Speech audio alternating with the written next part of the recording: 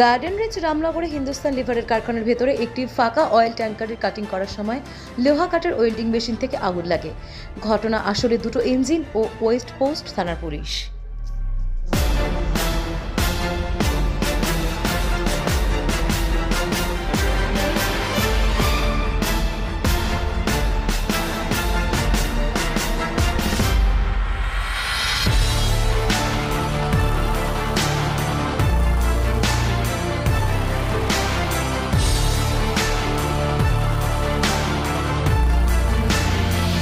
अभी तो कर भाई इधर से घूर के मारना सीढ़ी का पास यहाँ से मार भाई।